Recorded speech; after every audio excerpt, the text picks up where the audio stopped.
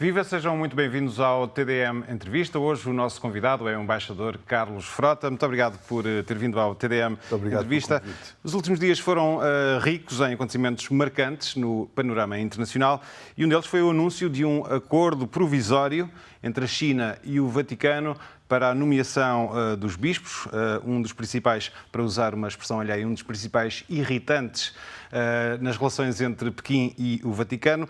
Não se sabe muito sobre este acordo. Sabe-se que o Papa vai reconhecer 7 bispos nomeados pelas autoridades do Governo Central, que tinham sido excomungados. Por outro lado, a China vai reconhecer alguma autoridade ao Papa na Igreja na China. Vai ter uma palavra a dizer na nomeação dos bispos, mas não se sabe quem é que vai ter a palavra final em relação à nomeação dos bispos no continente. Como é que vê este pré-acordo?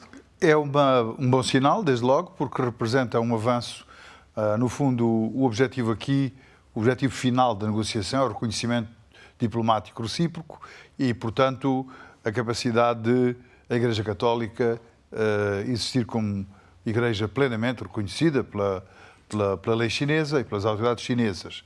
Portanto, este é um princípio importante. Como disse, o principal irritante era enfim, o reconhecimento por ambas as partes dos bispos que foram nomeados e que ou o Vaticano ou a República Popular da China tinham dificuldade em aceitar.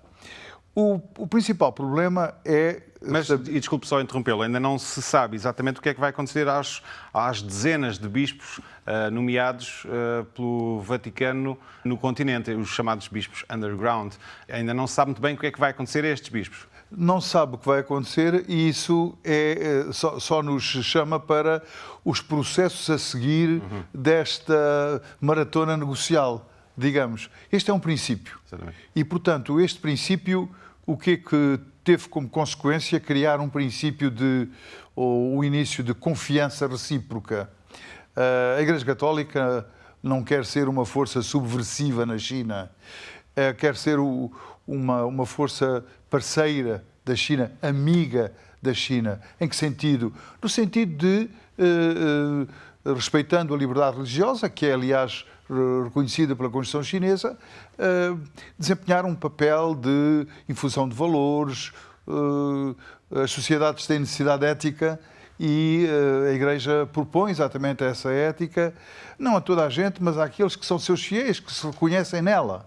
Portanto, este é o principal desidrato, digamos, do papel do futuro da Igreja na China. Esta aproximação já tem sido objeto de várias tentativas ao longo de décadas. O que é que mudou para acontecer agora? Eu penso que foi talvez uma atitude mais flexível da Igreja no sentido de encontrar uma plataforma comum de entendimento com a República Popular da China. Como sabe, o cristianismo da China tem séculos. Nós não estamos a começar nada a partir do zero. Como sabemos muito bem, a partir de Macau, Mateus Ricci e toda essa aventura dos missionários chineses começaram por Macau e que depois penetraram, digamos, no território chinês. Portanto, isto é o retomar de um ciclo histórico que parecia que se tinha esgotado com a fundação da República Popular da China. A história tem muitos capítulos, não é? É um livro com muitos capítulos. E agora, o que está a acontecer é que a República Popular da China está a abrir-se no sentido de respeitar a liberdade religiosa dos seus cidadãos, aqueles que se afirmam crentes, e a Igreja, retomando, enfim, a sua experiência do passado, quer ocupar aqui o lugar que for um lugar de comum acordo. Como lhe digo, a Igreja não se assume naturalmente como um parceiro subversivo, mas como um parceiro amigo da China, incutindo àqueles que se reconhecem no catolicismo, concretamente, os valores do catolicismo, mas que, e aí compreende-se a preocupação das autoridades chinesas, não têm que ser valores em oposição com a ordem social e política chinesa. E daí a dificuldade de se encontrarem sempre os equilíbrios necessários para satisfazer uma parte e outra. Isto vai ser uma negociação caso a caso em relação à nomeação dos bispos? Penso que vai ser caso a caso, fatalmente, no que se refere à nomeação dos bispos. porque eles vão ser analisados à lupa por um lado e por outro. Exatamente. A Igreja não pode admitir, como se compreende, que haja uma deriva doutrinária e que os bispos passem a ser muito mais agentes do Estado chinês do que propriamente prelados da Igreja Católica. E, por outro lado, as autoridades chinesas não podem ver nos bispos potenciais inimigos da ordem estabelecida. Portanto, há aqui um equilíbrio a manter, mas os princípios gerais terão que ser formulados para esse caso a caso ser contextualizado num quadro de mútuo reconhecimento, porque, como lhe disse, o final disto é o reconhecimento diplomático recíproco. Mas para que isso aconteça, terá que se resolver um outro problema, talvez ainda mais difícil, que tem a ver com Taiwan. E é uma grande pedra no sapato nas relações bilaterais entre a China e o Vaticano. Em relação a esta questão, não parece que possa haver novidades no curto prazo. Eu estou... põe-me a pergunta e eu respondo tal como a sinto. Bom, Taiwan é uma parte integrante da República Popular da China. E a China, no relacionamento com qualquer entidade estrangeira, exige esse princípio como um princípio que é pré-condição de qualquer relacionamento. É muito provável que a China exija da Igreja Católica esse mesmo entendimento. Portanto, eu não estou a ver que no futuro a Igreja, enfim, insista num relacionamento autónomo, indo provavelmente para uma solução que outros Estados, e o Vaticano é um Estado, têm adotado, que é considerar um território chinês sob administração autónoma, por enquanto, digamos. E, portanto, aí eu creio que o Vaticano não tem grande margem de manobra se não aceitar um princípio, como digo, é a pré-condição imposta pela República Popular da China para qualquer relacionamento com entidades estrangeiras. E, portanto, acha que pode haver mexidas neste dossiê complicado no âmbito deste acordo que só agora começou, destas conversações em relação à nomeação dos bispos? Acha que é a altura de haver também mudanças nessa área? No que se refere a Taiwan? Exatamente. Fatalmente, num momento ou noutro, sim, e com certeza no momento em que nós falamos, há conversas, aliás, este processo tem sido longo e tem sido mantido um pouco na sombra, enfim, privilegiando-se a discrição e bem, porque nem sempre estes processos que são muito delicados ganham com uma publicidade que pode ser prematura e que pode matar, digamos, as soluções que se forem encontrando. Portanto, é muito natural que o problema de Taiwan, nomeadamente, tenha sido discutido desde o início. Até porque é um problema importante, muito importante para a China, como se vê, e também para o Vaticano, que tradicionalmente tem ali uma presença de comunidades religiosas, nomeadamente na Formosa, etc. Ainda não falámos das críticas no seio da Igreja Católica a este acordo, o princípio de acordo. Desde logo, aqui ao lado em Hong Kong, o bispo emérito Joseph Zen disse que era mesmo uma falta de respeito para com os católicos perseguidos na China. Existe este lado menos positivo deste pré-entendimento entre os dois lados? Como é que acha que esta questão pode ser superada? Ouça, eu penso que quem viveu épocas passadas e tenta interpretar o presente e o futuro à luz do passado, nunca consegue ultrapassar sofrimento, frustrações, dificuldades de diálogo que caracterizaram essa época. Ora, a Igreja é uma Igreja do século XXI, a China é a China do século XXI e, portanto, nós temos é que encontrar, nomeadamente lá da Igreja, sem trair princípios fundamentais, naturalmente, gente capaz de encarnar os desafios deste tempo. O cardeal de Hong Kong foi cardeal emérito. Um homem que encarnou um determinado contexto histórico. Mas esse contexto histórico, toda a evolução possível do relacionamento com a China não pode ficar refém desse contexto histórico. E, portanto, tem que haver outros interlocutores com a obrigação que o próprio Papa se impõe de não trair princípios doutrinários da Igreja Católica, de incorporizarem um diálogo que começa agora. No fundo, às vezes, as pessoas mais autorizadas representando certas épocas não são as mais autorizadas a representar os desenvolvimentos possíveis nas épocas seguintes, não é? Mas como é que vê a situação em que ficam estes católicos do continente que estavam em comunhão com o Papa antes deste novo entendimento, digamos assim. Em que situação é que acha que ficam? Acha que são de alguma maneira, a palavra é demasiado forte, mas de alguma maneira traídos com este acordo? Eu acho que não. Eu acho que se eles são clandestinos ou eram clandestinos e deixaram de ser, reconhecem agora, à luz do dia, a própria autoridade do Papa. Portanto, é uma situação que muda para um reconhecimento oficial do seu direito, em conformidade com a Constituição chinesa, de exercerem a liberdade religiosa. Este acordo surge numa altura em que o Partido Comunista Chinês tem vindo a apertar o cerco, digamos assim, à prática religiosa dentro do partido e, ao mesmo tempo, surge este entendimento com o Vaticano. Como é que se concilia estas duas coisas? O Partido Comunista Chinês, como Partido Comunista que é, professa doutrinariamente os princípios do materialismo dialético. A Igreja Católica professa, como qualquer outra religião, professa uma doutrina que não é materialista, que é espiritualista, no sentido de que aponta para a entidade suprema que que é motor da criação, mas que é muito mais do que a própria história e as contradições dialéticas da história, etc., próprias da doutrina de Engels e Marx, etc. Portanto, quando o Partido Comunista Chinês exige uma clarificação da parte dos seus membros, só está a ser coerente com ele próprio.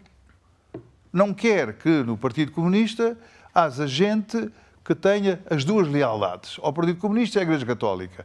Bom, mas ele só está a ser coerente com os princípios fundadores do partido. Agora, as pessoas é que têm que se posicionar e aceitar que, ao serem fiéis aos princípios da Igreja, renunciam definitivamente, não de uma maneira subversiva, não de uma maneira rebelde para com a ordem estabelecida, mas por uma questão de coerência pessoal, renunciam a certos princípios. Portanto, o Partido Comunista Chinês está a fazer uma separação de águas que me parece perfeitamente normal. O que é que a China ganha com este acordo? Um certo reconhecimento internacional de que é efetivamente uma sociedade de liberdade, que é uma sociedade que respeita direitos fundamentais. Por outro lado, nós no meio diplomático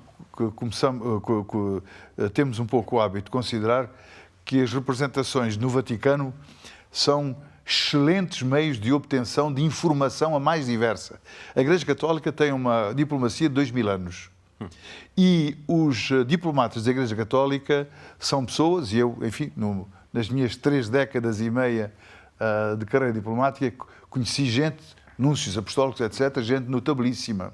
Portanto, a China ganha um reconhecimento internacional nesta matéria e, ao mesmo tempo, penso que tem mais acesso a fontes de informação sobre o que se passa pelo mundo que são importantes para a grande potência em que a China se tornou. Isto para ver alguns dos aspectos, digamos, essa sua pergunta merece um estudo, não é? Quase uma tese académica. E, portanto, a minha resposta é uma resposta incompleta, obrigatoriamente.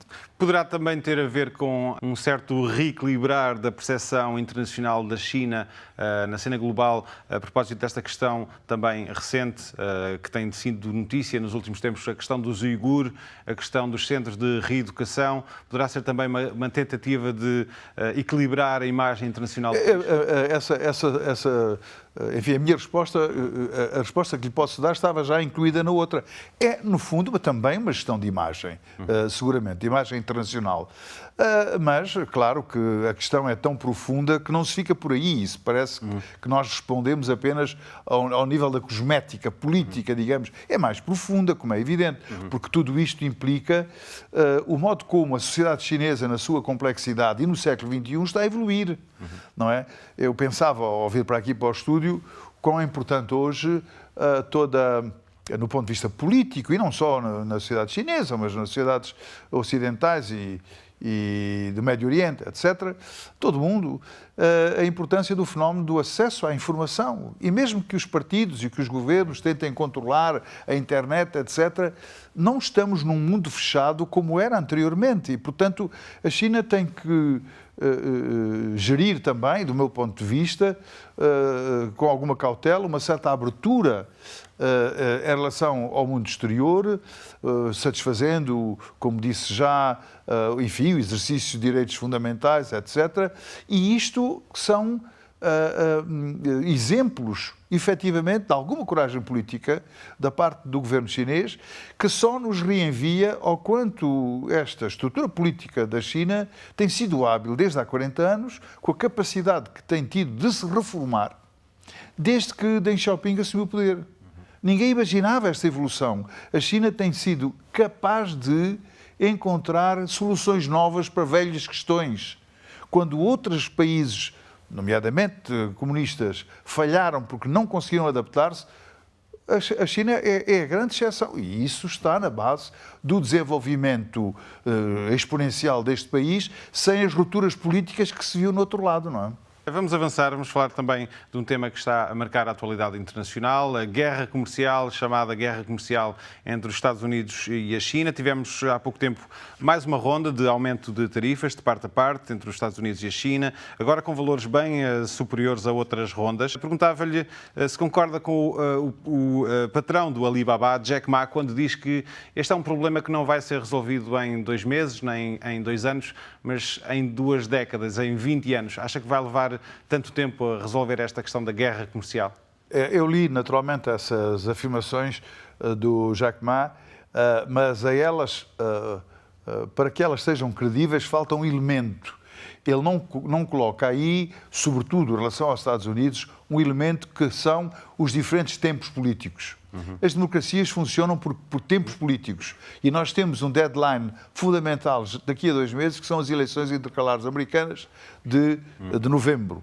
O que é que isso significa? Que Donald Trump está a dar tudo por tudo para aparecer junto do seu eleitorado como o grande campeão do America First. A guerra com o mundo para proteger uma América espoliada por todos na sua generosidade de cooperação que caracterizou as épocas anteriores. Portanto, há este tempo. Depois, se Trump se mantiver na Casa Branca, o tempo até 2020, até ao fim do mandato, se ele o completar.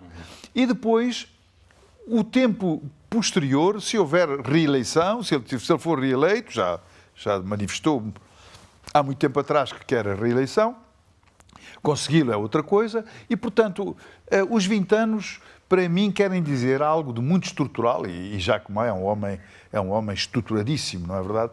Eu estudei um pouco, até para ensinar aos meus alunos alguma do pensamento dele quanto às responsabilidades sociais das empresas. Ele quer fazer da Alibaba um exemplo, mas, portanto, vejo naquele homem uma argúcia no entendimento dos movimentos sociais, etc., e não lhe passou a ele despercebido o seguinte: os Estados Unidos têm um déficit estrutural relativamente ao resto do mundo. Isso, sem dúvida. E porque ele compreendia isso, Jack Ma, ele quis ajudar os Estados Unidos e quando fez aquela visita à Torre Trump, mesmo antes da tomada de posse de Donald Trump, e oferecendo-se para criar ali um programa nos Estados Unidos de 1 milhão de novos empregos, ele estava a interpretar politicamente as necessidades de Trump, em função das promessas eleitorais do candidato, mas também a capacidade ofensiva, no bom sentido, que têm as empresas chinesas, como a Internacional, em que se converteu a Alibaba, para corresponder efetivamente aos desejos da outra parte. Portanto, os 20 anos são a persistência de um problema que é o desequilíbrio dos Estados Unidos. Toda a questão está em saber como é que Trump, depois dessas eleições e na época pós-Trump, se vai gerir isto. É impossível, como se imagina, a menos que se vá para um conflito em larga escala, manter este ritmo de pressão. É a China que sofre, é a União Europeia que sofre, é o Japão, é a Coreia do Sul, etc. E aqui nós vemos que não há distinção para Trump entre aliados e adversários no plano económico. Tudo vale a mesma coisa. Ora, isto é de uma cegueira geoestratégica fundamental. E, portanto, cada vez mais gente há, nomeadamente no setor corporativo americano, a dizer isto basta. E o grande deadline vai ser quando a generalidade das empresas, a maior parte delas, sentir que estão a perder mais do que ganham. E, nomeadamente, a nível do consumidor, quer a nível do seu volume de negócios, quer a nível do consumidor. Empresas grandes, como por exemplo como a Apple, como a Airbus, podem perder nas fases posteriores deste conflito imenso. E o mercado chinês é um mercado extraordinário para essas empresas, não é?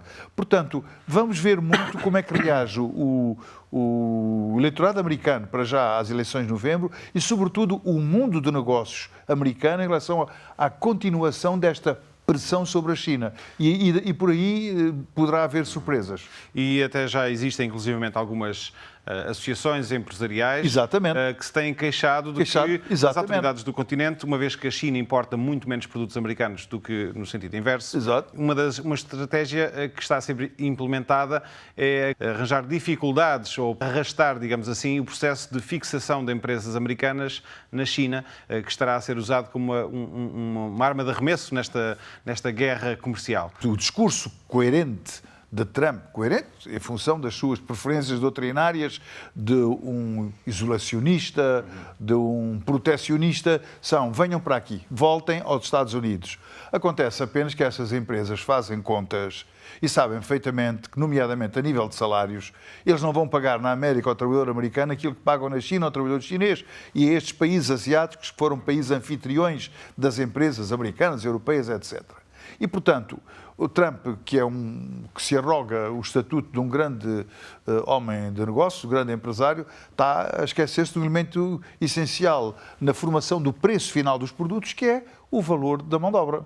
Portanto, aí podemos ver que eles vão cada vez mais fazer pressão para que este movimento não dure muito tempo, não se arraste no tempo, porque senão eles começam a perder e a perder muito. Não deixa de ser curioso ver nos dias de hoje a China como o grande paladino do comércio livre e os Estados Unidos no papel de defensor do protecionismo. Parece que trocaram de papéis. Quer isto dizer que, mais do que as ideias, o que foi mudando foram os interesses ao longo dos últimos anos? Absolutamente. Eu acho que é isso, porque a China é uma economia de exportação, a China precisa dos outros países e os Estados Unidos estão a fazer um pouco contas à vida. Como já dissemos no início da entrevista, Trump chegou à conclusão de que os Estados Unidos têm um déficit descomunal e que têm que reorientar, digamos, a filosofia das suas parcerias económicas e que, como se sabe também, no quadro multilateral os Estados Unidos perdem sempre. Por isso é que Trump prefere as vantagens bilaterais para poder discutir com a outra parte, com aquela e não com todos, aquilo que cada um vai ganhar. Trump desconfia do multilateral, vê-se na NAFTA e vê-se nesta parceria transpacífica, começou por abandonar, mas depois afinal já quer, etc. Mas ainda pode sair da Organização Mundial do Comércio? É uma hipótese em cima da mesa. Ouça, se Trump sair da Organização Mundial do Comércio, é uma machadada numa estrutura da comunidade internacional que não foi nada fácil de construir. Nós lembramos das décadas anteriores, com os diferentes rounds, o Uruguai Round, os diferentes ciclos de negociação que deram origem ao GATT e depois do GATT, etc. Portanto, Trump, mais uma vez, com a ligeireza de um homem que não percebe nada do funcionamento da comunidade internacional, ele percebe de negócio do imobiliário, na verdade, ele dá de barato instruções que foram difíceis de construir, através de consensos delicados. O que ele tem que fazer, e qualquer presidente de uma grande potência tem que fazer, é prestigiar essas organizações, incutindo o sentido de reforma, se sente que os seus interesses nacionais estão a ser prejudicados. Mas não é fora, mas dentro dessas instituições que o combate se trava, digamos, não é verdade? Portanto, se ele sair, é uma machadada seguramente no sistema, mas há também uma consequência imediata. Ele fica politicamente, diplomaticamente, ainda mais isolado no plano internacional. Ele não ganha, no fim, não ganha com isso. Coloca-se numa posição de outsider. Pode dizer-se que Trump está a minar a ordem internacional construída pelos próprios Estados Unidos no pós-guerra? Ouça, eu tenho tentado, enfim, olhando para o conjunto de ações da administração Trump neste ano e meio, mais de ano e meio agora, tentar ver qual é o princípio doutrinário unificador, digamos. De onde é que vem esta administração, para além das reflexões que se fazem sobre o populismo, sobre o anti-establishment, etc. Bom, Trump tem um padrinho ideológico que se chama Steve Bannon e que é um homem da extrema-direita americana. E depois há ali constituencies dos Estados Unidos que afinam muito por um conservadorismo radical, digamos. Portanto, Trump está a minar uma ordem internacional em que ele não se reconheceu nunca e em que os seus conselheiros lhe apontam o dedo, empurram de facto a minar, porque a ideia de Trump, se nós seguirmos tudo aquilo que ele tem feito, nomeadamente de negativo em relação à União Europeia, por exemplo, que é uma entidade que nos diz muito a nós, portugueses, é acabar com os grandes espaços multilaterais e voltar-se a uma ordem internacional de nações, onde os grandes dominam os pequenos, naturalmente, e onde, na lógica dos grandes, é muito mais fácil dividir para reinar.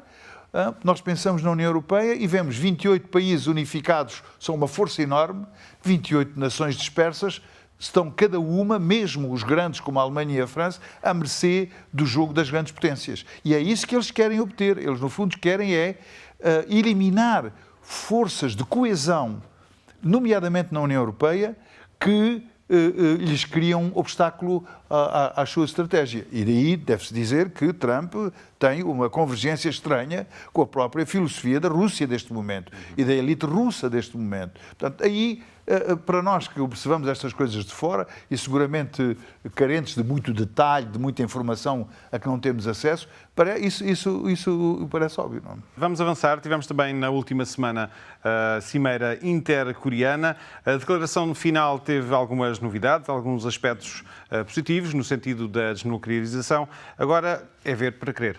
Bom, deixe-me dizer-lhe algo que eu segui com algum detalhe a cimeira, através, enfim, dos vídeos que as televisões, nomeadamente coreanas, foram pondo no YouTube, etc., enfim, nos média, e o que eu verifiquei foi o seguinte, confirmando, aliás, uma estratégia de um homem que vai tornar-se cada vez mais importante nos futuros desenvolvimentos da questão coreana, que é Moon Jae-in, o presidente sul-coreano. Senti que nesta cimeira se estava a afirmar uma dinâmica própria intercoreana que não tem necessariamente a ver, embora esteja dependente, por razões óbvias, dos Estados Unidos, e que resulta da filosofia seguinte: deixa criar, deixa alargar o espaço de um diálogo entre a Coreia do Norte e a Coreia do Sul para nós criarmos aqui uma mecânica de interdependência que consiga influenciar o resultado final.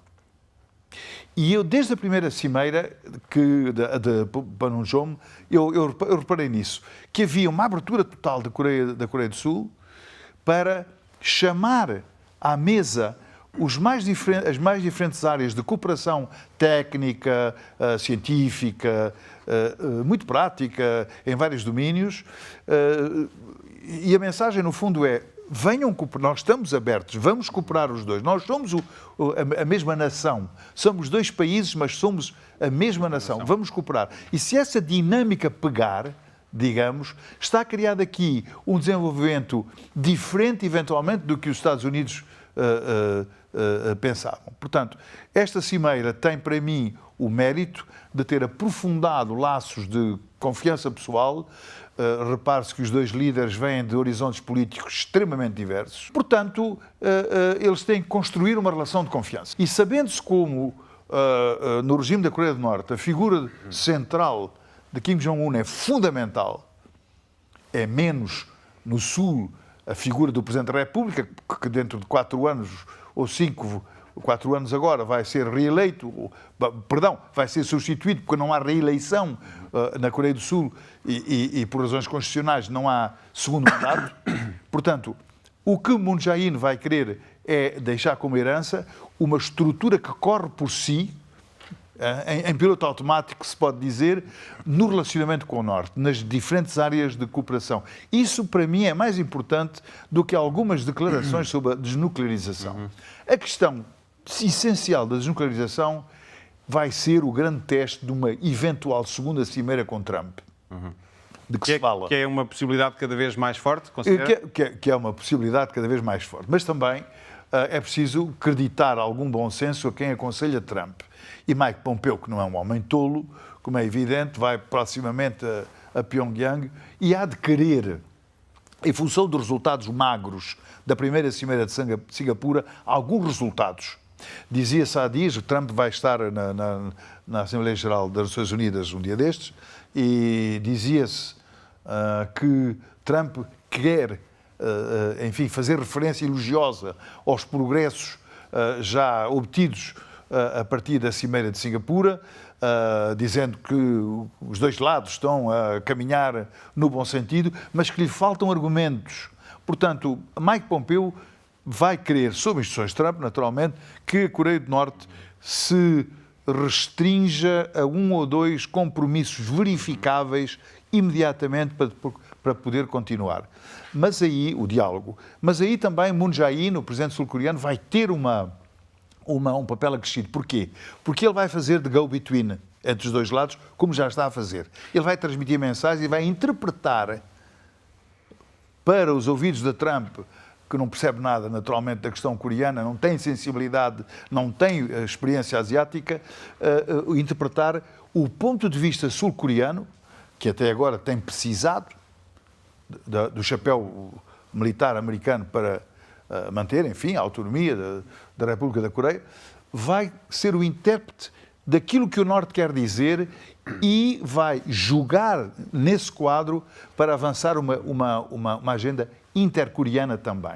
Houve, inclusivamente, uma promessa de se ir mais longe, da parte da Coreia do Norte, de se ir mais longe na desnuclearização, se os Estados Unidos tomarem medidas correspondentes. Não é claro aquilo que Pyongyang pretende nesta altura, mas são muitos os analistas que dizem que é mais uma forma de fazer pressão, no sentido de se fazer finalmente um acordo de paz ao fim destes anos todos, de armistício, de se fazer um acordo de paz de parte a parte, em que os Estados Unidos também teriam de fazer parte, naturalmente. Acha que é esse o objetivo de Pyongyang também? O principal objetivo para já de Pyongyang é que as sanções acabem, as sanções económicas, porque as sanções são um grande estrangulamento, como é evidente, ao desenvolvimento da Coreia do Norte. E nós vimos já por vários sinais que Kim Jong-un quer o desenvolvimento económico. Ele sabe que a sobrevivência do regime passa por aí. E a China pode dar-lhe a garantia, nomeadamente através da própria experiência chinesa, que não é preciso mudar a estrutura política para que o desenvolvimento se dê. Portanto, ele tem da parte da China esse respaldo. O Global Times há tempos falava do segundo encontro entre Xi Jinping e Kim Jong-un como o do reafirmar de uma parceria estratégica entre os dois países. O que é que isto significa? Significa que eles convergem no mesmo ponto, que é, neste aspecto que estamos a referir, a manutenção da estrutura política. Portanto, a China é garante, tal como eu interpretei, da permanência do regime norte-coreano. E a partir daí, desse elemento de estabilidade e de confiança para Kim Jong-un, a China está disposta a ajudar ao desenvolvimento económico. E a China é um parceiro fundamental hoje no desenvolvimento económico. Portanto, eu acho que a Coreia do Norte vai querer dos Estados Unidos o que Trump já disse que dava, que era garantia de que nada fará para mudança de regime, mas ao mesmo tempo quer o levantamento gradual das sanções. O que leva a nós regressarmos ao início daquilo que Trump não queria, que era o faseamento, era uma negociação por fases.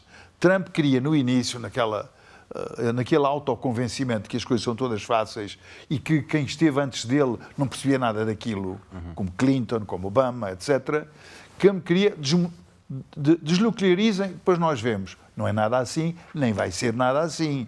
Portanto, o que vai acontecer, se este processo tiver resultados positivos, é efetivamente uma troca, um ganhar e receber e trocar, etc., entre o levantamento parcial das sanções e gestos concretos da Coreia do Norte. Agora aqui, presumo eu, com os Estados Unidos a ser muito cautelosos, porque eles querem verificação internacional. Para alguém que foi embaixador de Portugal na Coreia do Sul, que segue estas questões da Coreia com muita atenção há muitos anos, o que é certo é que estamos agora numa fase muito diferente daquilo que se passou durante muitos anos e estamos mais perto de uma solução. Sabe que os dados do problema são os mesmos, estranhamente. O que mudou foi a correlação de forças a nível internacional entre uma China que se tornou poderosa e uns Estados Unidos que, nomeadamente no que se refere a Trump, se sentem não tão determinados a uma presença internacional. Porque os dados do problema, desnuclearizar ou manter a parte norte nuclearizada, são os mesmos. Por outro lado, no que se refere à liderança norte-coreana, é uma liderança nova. Repare que houve aqui 6 ou 7 anos de hiato na relação entre Pyongyang e Pequim, porque este jovem norte-coreano, neto e filho dos seus antecessores imediatos, é um homem que tem 30 e poucos anos. Ele tem acesso a tudo. Nós, muitas vezes, não valorizamos o quanto este homem conhece o mundo. Porque, embora tenha a cultura política que tem, este homem vê tudo. Se há pessoa na Coreia do Norte que vê tudo de todo o mundo e que não tem restrição à informação, é este líder. E, portanto, ele sabe forçosamente interpretar o mundo. E sabe de uma coisa, os países são viáveis se forem economicamente viáveis. Ou melhor, se forem economicamente desenvolvidos. E, portanto, a abertura económica é a chave, nomeadamente para uma sobrevivência do regime. Muito bem, muito mais haveria para dizer, mas vamos ter de ficar por aqui. Embaixador Carlos Frota, muito obrigado. Muito obrigado pelo vosso convite. Muito obrigado. Muito obrigado. Nós voltamos na próxima semana. Contamos consigo. Até lá.